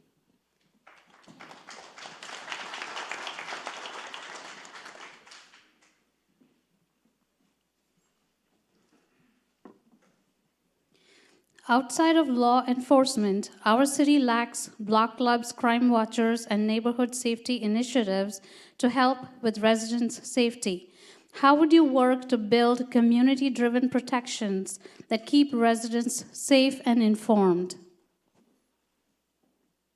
So it's been very difficult, and the question came up earlier about block clubs. To me, it's almost the same as service clubs, the Exchange Club, Kiwanis. All of them are struggling now. The Elks Club, all your service organizations are having a tough time getting volunteers and people to give their time for that. My understanding is the neighborhood watches went away because the participation went away. But by having a community policing philosophy, getting out in the neighborhoods, you're accomplishing that by getting the police officers out of the cars, talking to residents, talking to people, being at school events. And part of that, again, comes back to residency. By them being in the communities, being in the neighborhood, they're almost forming their own community, a neighborhood watch group, just by being in the neighborhood, because people will gravitate to them and tell them their problems. So that's, again, another reason why I wholeheartedly support residency in the city. Thank you. That's all well and good, but my bottom line is it costs you money. It costs us money to bring those people out of their cars and on the streets. We don't have that type of income. We're looking at cutting costs. We're looking at possibly reducing costs, not increasing costs. So maybe partnering with local organizations will be a better route to go. But to have our officers on the street is not the way to do it. Pulling them off the cars, we have just enough people right now to satisfy our needs, and we're happy. I mean, yeah, we get some cars broken into, but you know what, compared to other communities, I think we're faring pretty darn good. I'm pretty happy with our police department right now. In fact, I'm very happy with our police department. I think they've done a great job, and I would rather not pull them out of those vehicles and put them on the streets, no. Thank you. Several developers have purchased downtown properties that remain vacant with no immediate development plans. How would you hold developers accountable? What steps will you take to ensure future developers follow through on their projects? We've got a bunch of those. One of them's up at the Little League Drive. It was before me, and unfortunately, they can do as they darn well please. And that's what he told me. It's my property. I said, but we're driving through and we're going to bottom out and damage vehicles. It's my property. I said, fine, so I blocked it off. I put barriers up in both ends, one in Fletcher, one at the other end of Veterans Park. That's why I combat against that, unfortunately. Downtown, we've got Karuba. His building's been sitting there for a long time. I'm told before winter it's going to come down. I want to see it come down. He's going to receive a $3.2 million grant from the state, the largest ever given by a DRI in the history of the DRI projects, given to an individual developer. And I need him to start doing his job, and he knows that. And I called him out on it, and I visit and communicate with everybody who's got either a grant coming or has shown promise in building in our downtown. I want to see it walkable. I envision it being walkable. It's the only thing that will make a success downtown, is make it walkable. Thank you. We have to do everything we can to make these business owners want to open businesses in the city. But to the one point about Vets Park, I'm not a lawyer, but the town of Tonawanda is taking over the Huntley plant through eminent domain. If we can't get the developer to do what he promised to do at a great price when it was sold to him, then why are we not looking at action to take that back? We need the 50 houses that were proposed for Vets Park, for our tax base, for our schools, for the neighborhoods. So I don't understand how, if the town can go after the Huntley plant and the resources that that company has to get it back to the citizens, why we can't do the same for Vets Park. Thank you. Strong collaboration often drives real progress. How do you plan to work with schools, community organizations, or local leaders to improve life for Tonawanda residents? I think you can look back to my 33-year career as a police officer. Working with the community, with the schools.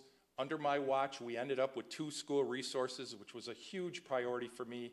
Again, going back to the youth, I thought it was important that an officer was in the school to build relationship with our youth. When they went to this elementary, one building, my biggest priority was to get a second officer, so each building had their own police officer where students could reach out, where staff could reach out. and they could feel safe and learn.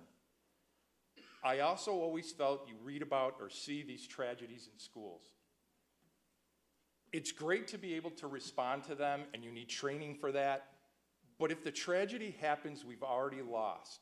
My philosophy was we had to do everything we could to build the relationships with the kids so that someone might come forward, someone might tell us something, some little tidbit of information that could stop the problem before it happens and avert a tragedy. And that's the kind of relationships I want to build across the whole community. Thank you. Relationships are important. We talked about the community organizations, the Exchange Club, Kiwanis Club. I've been members of all of them, been past president 3 terms for the Exchange Club. The younger kids are not coming in and taking it over. It's not going to happen. So we need to continue our relationships with them. They're our community. Everything that they do goes back into the community. Every resource they bring, every dollar they bring in gets back donated in the community. They're very important organizations to keep up with, network with, and I do that 4 nights a week. I enjoy it. I've been doing it for 4 years, been doing it for 34 years, but I enjoy it, and I would like to see that continue because those relationships build a networking source, so if you have a problem or question, you can call somebody and have it answered.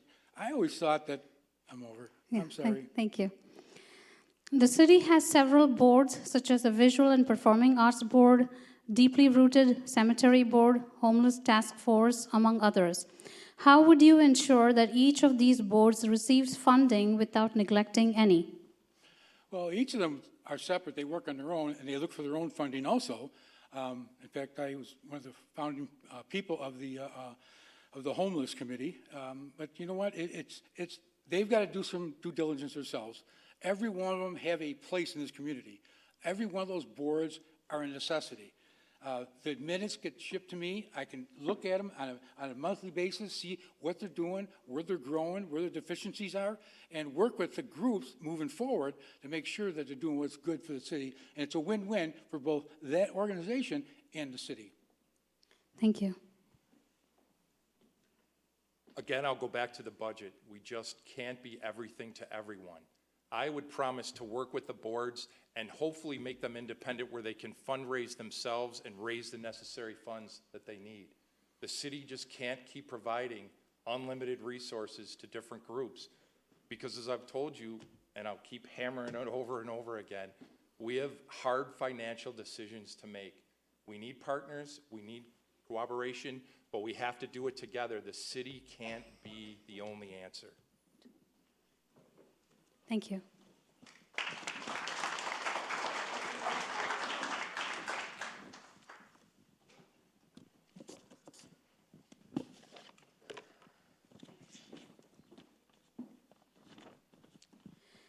Okay, how do the concerns of local business owners conflict with those of neighborhood residents? Detail one specific policy solution you will champion that successfully balances the conflicting needs of 2 different groups. That's Canal Fest. That's a Canal Fest question right there. So my South Park friend. So we have Hello Sweets. It's in the 3rd Ward, other side of the double yellow line. They're also 2nd Ward residents. And a lot of people said we should cancel Canal Fest and put it on the other side of the bridge only. Other people said it has to remain 8 days. I need that money for the American Legion. We sell the Bell Jar tents. We need it for the Elks Lodge. We need it for the Lions Club. We need it for Hello Sweets, which is a new, prospering downtown business. Then you have residents that come in and go, we don't want this. We don't want this at all. So what did I do? I came in the first year. I was brand new council person, 2024. Said, let's let it go. Let's let it ride. I don't have the experience. 2025, I said, they spited us. Canal Fest Corp did not come to the council like they said they were going to do and did not have that conversation with us. So what did we do as a council? We compromised. We met in the middle. We shortened it to 6 days. I tell you what, I'm getting the feedback. Wasn't happy. Our non-for-profits didn't make the money they need. The businesses wanted extended hours. So it's going to be something we're going to revisit in 2026. And one of the things I said was I would not talk about Canal Fest until after the election because whoever's the seated council is the ones who should be making that decision. Thank you. I have to agree with Chris on that. Canal Fest. Back when I was in the council, I was one of the nay votes on it, which we voted it down 1 year. It freaked everybody out. Man, Canal Fest getting canceled. Carl Zeiss looked at me and he says, why are you voting no? I said, because, man, you have to, look at the residents and stuff like that. The businesses, they're hurting because of all the people coming in. Thank you. Yep. What do you believe is the best way to promote economic growth in the second ward? What strategies will you set and how will you measure sustainable success? Economic growth in the second ward. We're landlocked. I mean, what kind of economic growth can you do in the second ward? We go from Young Street to State Street, Delaware, Delton, Main Street, coming down over to Niagara Street. Economic growth in the second ward is going to be very tough. You're going to have to work with the mayor, not against the mayor. We'll have to work together to try to figure out the best way to turn around and make the growth better in the second ward. That's all I can say. Thank you. Thank you. Best way to create economic growth is to be business friendly. Look at the second ward. You know, the double yellow line splits the second and the third ward all the way down Main Street, all the way to Webster, okay? So on the east side, you have Sativa Remedy out of business, Good vs. Evil out of business, Fast Teddy's out of business. We need to create economic growth and bring businesses back to the second ward. How do you do that? Business friendly. Whatever these businesses need, whatever they want, help them. The legislator even brought up, he said Neil's Five Corner Sativa Remedy, he helped them get signage for the front of their buildings so we could promote businesses to get more customers in the seats. Thank you. Thank you. The mayor.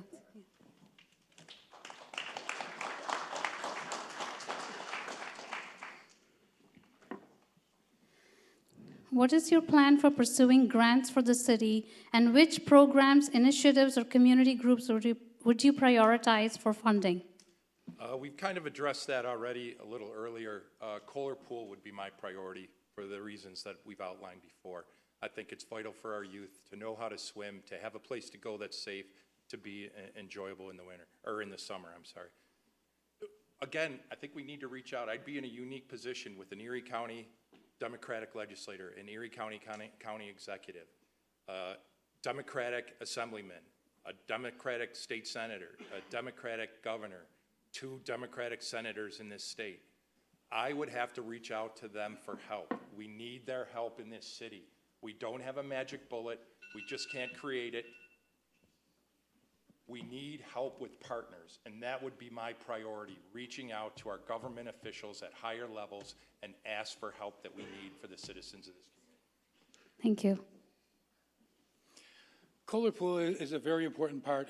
That would be a very good first.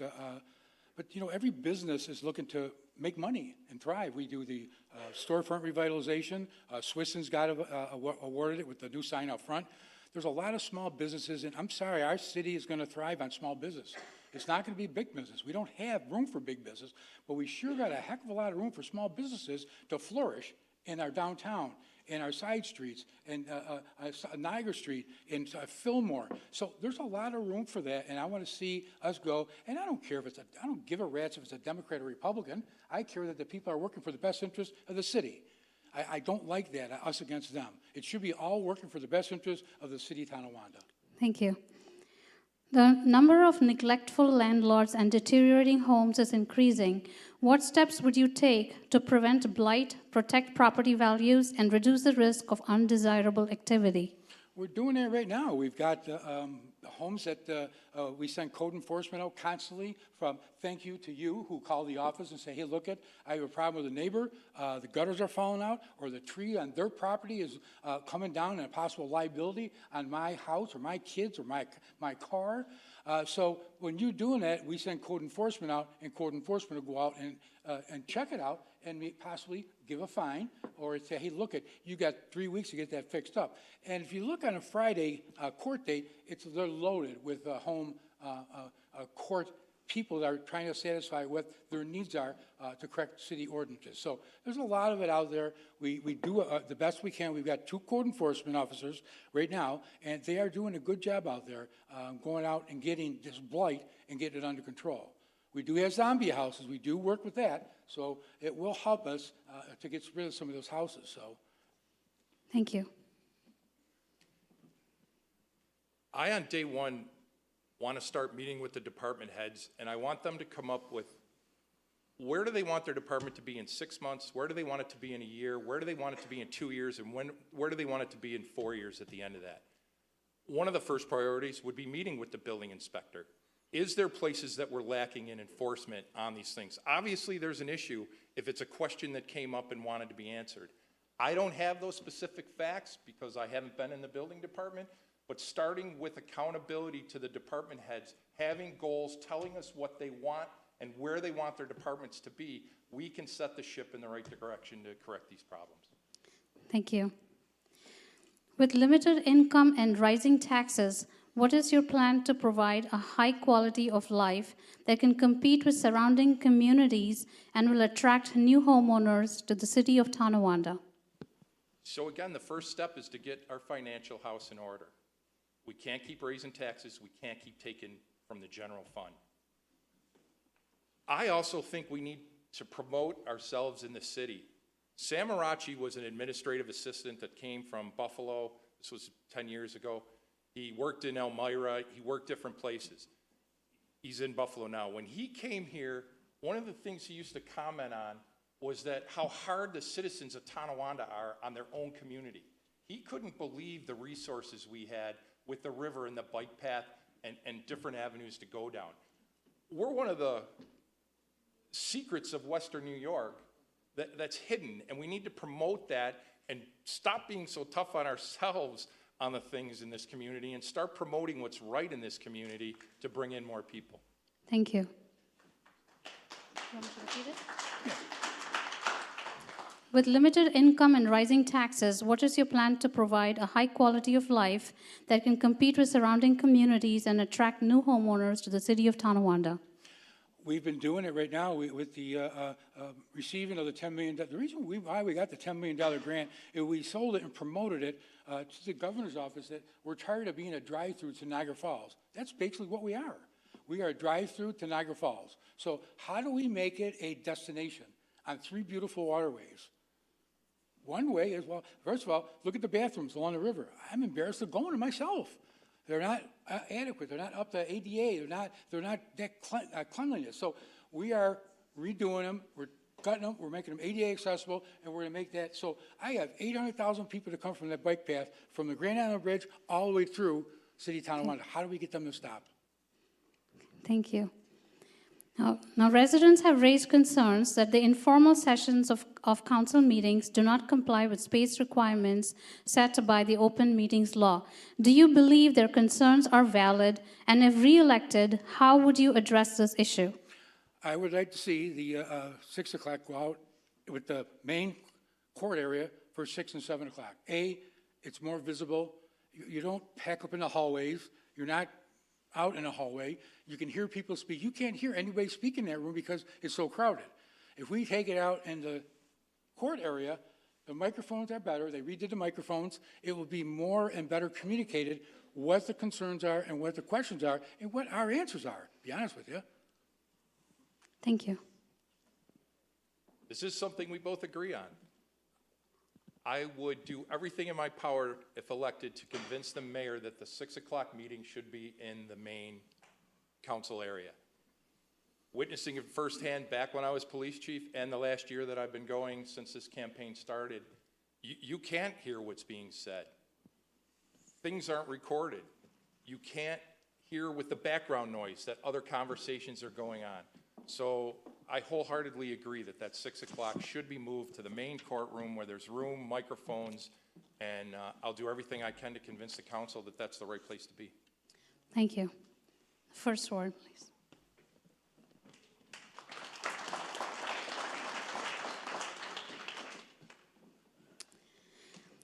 Do you support creating a short-term rental registry to better regulate short-term accommodations in the city? If so, what steps would you take to implement and enforce them? Well, I've been working on that for about 6 months. I have that from the city attorney, all the Grand Islands, North Tonawandas, other municipalities. But you got to get it what's for us, what's useful for us. And I think it's a good thing because I know we've had an incident on Minerva Street, a hell of a party, just gone bonkers. And the landlord's an absentee landlord, lives in Florida, and it can be a hellraiser. And I think you go back whatever years ago, the gentleman, I think there was drug bust in there before that, or a lot of drug use. You know, we've got to get that under control. Have a registry that we can get a hold of the owner immediately, you know. Thank you. Can you read it again, please? Do you support creating a short-term rental registry to better regulate short-term accommodations in the city? If so, what steps would you take to implement and enforce it? Well, I do support it. I think the city needs to come up with a policy. And I think these landlords need to understand that policy, and I think the renters need to understand that policy. Again, it's just a matter of communication between the city and the landowners, homeowners. Thank you. In your view, what would a successful administration of the first ward look like, and what values or benchmarks will you use to measure the success for residents? Again, sorry. What is your view or idea of a successful administration of the first ward? Like, how will you measure the success? I'm not sure I can answer that. You know, I guess it would just be a matter of speaking with the people. I thought that maybe every other month get together as a you know, in a common meeting place, hear what they have to say, and respond to what they have to say. Good response is definitely an improvement. Bad response, we have to work on it. Thank you. I'm not trying to quack here, but I got over 63% of the vote in the last election. The residents said, hey, we like you. So that's part of, you know, giving you recognition of going forward. And I agree with that we have to reach out to constituents more, you know, have contact and communications with them. Thank you. And this will be the final question to the mayors.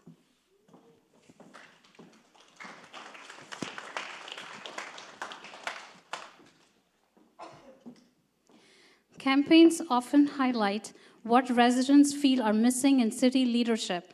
What have you learned are the biggest shortfalls of the current administration, and what steps would you take to change course?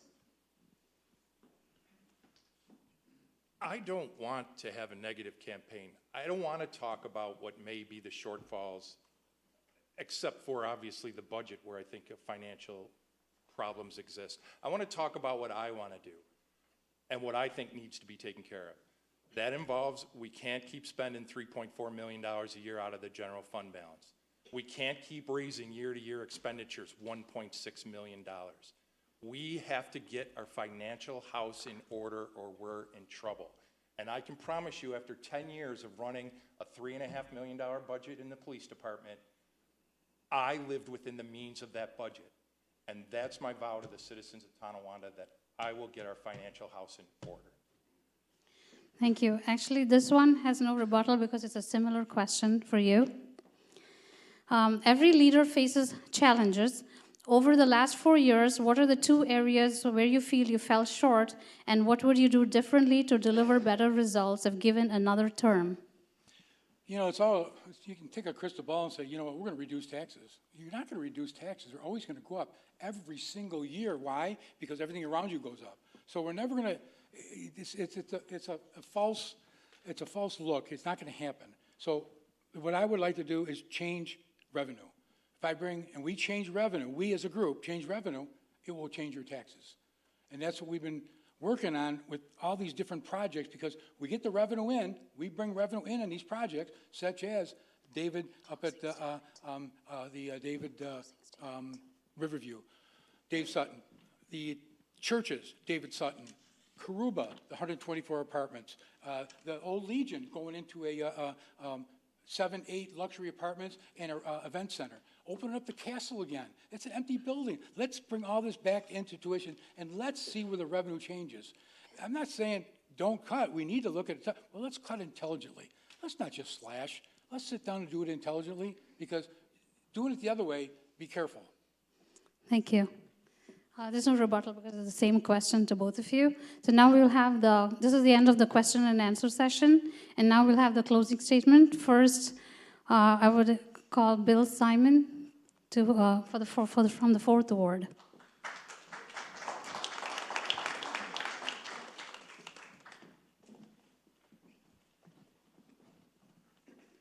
First of all, I want to thank everyone for coming. This has been a very interesting experience. I'm not a politician. I was a businessman for 40 years. I believe in doing what's right for the people, okay? We've got some great things happening in our city right now. We've got the projects we talked about in the 4th Ward with the school and things of that nature. But yet I go to the council meetings and I sit there and I'm baffled at the infighting because we're Democrats and we're Republicans. No, we're people. We're doing what's right for the city.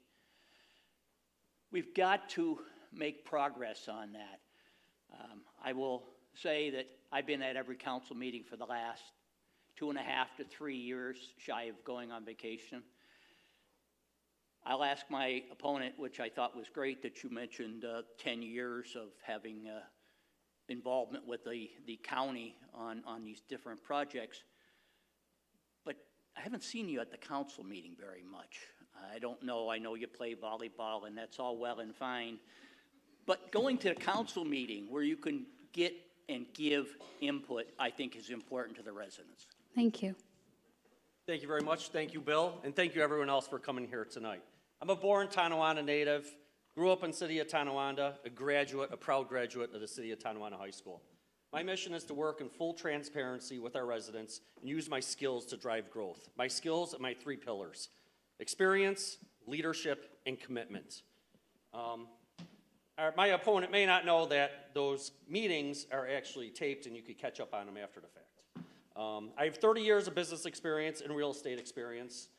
Been working with different groups, like I said, for the past 10 years, gaining that experience to do this job, making relationships with the legislators and the assemblymen and our internal local officials. You need that experience to step into this position, not just sit at a meeting and watch to see what they're going through. I've been out on the streets talking to residents to see what the residents want, not going to council meetings. I've been seeing what you want, the people want, okay? I've done various different things and making various different relationships. I raised my family here. I have my master's in public relations management. In closing, I'm embedded in our community and committed to our city. And I want to see Tonawanda thrive. And once again, I want to see totally terrific Tonawanda. Thank you. Thank you.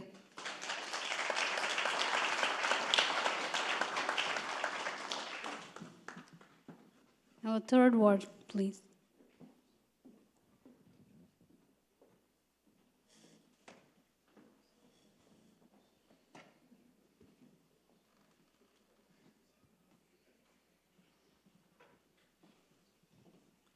So I'm a resident of the city of Tonawanda since about 1983. I was not born and raised here. However, in the time that I have been here, I've raised my family here. I'm very embedded in the community. I stay very, very busy within the community. As I stated a little while ago, I ran for council 2 years ago. I did not win. However, during this past couple of years, I have been to approximately 95% of all of the common council meetings. I am on the mayor's traffic and safety committee. I am also on the mayor's cemetery committee. And I stay busy with staying involved with the people here in the city of Tonawanda and meeting a lot of people and doing what we can to push the city in the right direction and support the mayor's efforts and his vision to make this a place that people want to come and live and play and work. I do want to say that I have also been a registered Republican ever since I was able to vote, and therefore staying very religious to that, where my opponent in the last approximately 10 years has flip-flopped and changed her affiliation a number of times. Thank you. Thank you for this opportunity and for hosting this tonight. I think it was a fabulous forum you have going here. I believe in practical, bipartisan problem solving. While politics have their place, the real work happens when we come together, forging partnerships between the council, the mayor's office, and our departments to do what's best for our residents. With new development opportunities on the horizon, we have a chance to grow our tax base while maintaining real responsibility. This means making tough, forward-thinking decisions, and I'm ready and I'm willing to make them. True commitment to a community is shown through consistent involvement, not just showing up at election season. My record reflects decades of hands-on service, a deep understanding of the city's needs, and a passion for improving the everyday lives of our citizens. I'm honored to live in the city. I've lived here all my life. I raised my children, and I look forward to serving you. Thank you. Thank you. Thank you. Now the second word, please. I want to thank everybody for coming here. A lot of people. I remember past debates, we only had spouses. Jean knows. She was there when Jack Gallagher was here when I was running the first time. I've only been a resident for 47 years. I've been married for 48 years to my wife, Brenda. I have 3 grown kids. They all went through the City of Tonawanda School District. I am running for the Second Ward Common Council seat so that I may have the opportunity to work together with the mayor and the Common Council to move Tonawanda into a more professional, safe, and prosperous future with pride. Thank you. Thank you. I first came in today, I was greeted by a resident of the Second Ward. He said, I vote for the person, not the party. And I ran a campaign on that 2 years ago. Vote for the person, not the party. We're out there knocking on doors. Tell us your concerns. When I was running 2 years ago, I ran on all the promises. I told you all the promises, what I was going to do. Change the overnight parking regulation. I did that. I wrote the resolution, then I worked together with the council to get it changed. And now the mayor has the authority to change that parking, which he did this year, and he extended it to November 15th. I'm ensuring sidewalks are continually fixed. If you've been down Main Street in front of the cemetery, 35-foot section of sidewalk is replaced. Nobody lives there, so no one's going to complain about it unless you happen to walk your dog or ride a bicycle there. Created transparency by live streaming the informal session. We've heard about the informal session. It's in a tiny little room, and you can't hear anybody. Well, if you weren't there, you didn't exist because we didn't record it. We didn't live stream it. We've made progress, and we did that working together. And one of the last things we did working together was when Linda Foles passed, we worked together to name Linda Foles Park over between Broad and Morgan. Thank you. Thank you. Now the first word, please.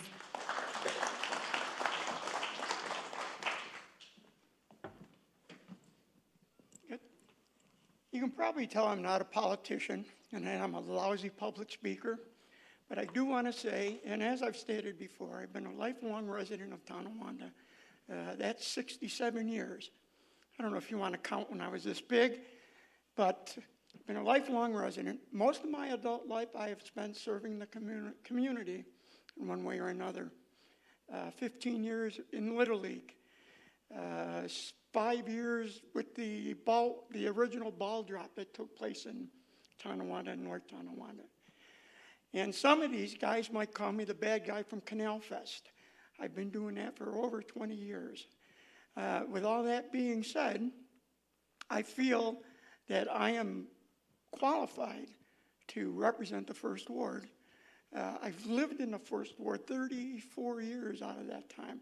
I've also lived on Adams Street and Harriet Street. Thank you. I'm going to be the only one to say it. I'm a Red Warrior. I graduated from Tonawanda High School. I'm a Red Warrior. You know? Not knocking the Wolverines, okay? I believe in this community. I was outside this community for 20 years, come back, bought a house back in this city. For those 20 years, just about 20, whatever it is, 12 years, I've been waiting for Vets Park, me and my wife, to come back home. She's a Tonawanda girl also. And, you know, I love this community. And I always said, and I've always said, I bleed maroon. I will do whatever it takes to make sure that the citizens have their voice. I guarantee you that. Thank you. The mayoral candidate, please.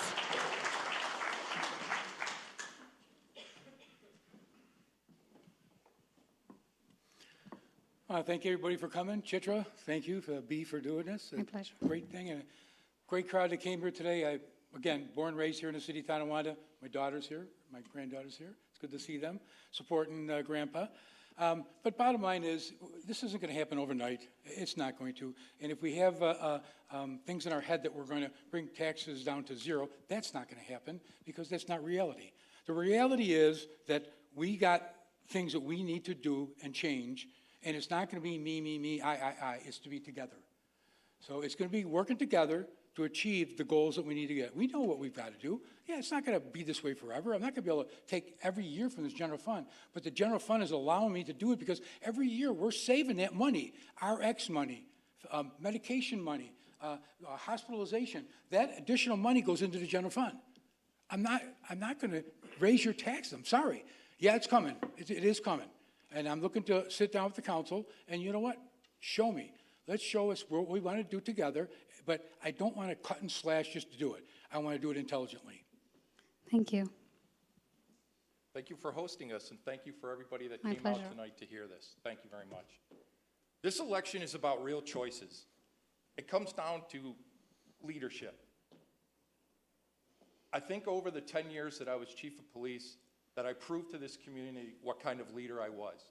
And one of the founding principles of it, and I told all the subordinates, all the police officers, when you're out there and you're going to make a decision, pretend that Channel 7 or Channel 2 or the Kenton B has a microphone and they're going to ask you why you did what you did. And if you can justify it, then we're okay. Mistakes might be made, but you did it for the right reasons. That's what I'll bring to government. I'll do everything based on information and trying to do the right thing for the right reasons. The budget we differ on, we talked about that at great length. Residency, I wish I could talk a ton more about that, but when there was a police reform committee, 71% of the residents said they wanted their police officers in the city. That's the residents speaking. Finally, I was proud to serve as your police chief. I was proud to serve 33 years in the department, and I would be privileged if you'd give me the chance to serve 4 years as your mayor. Thank you.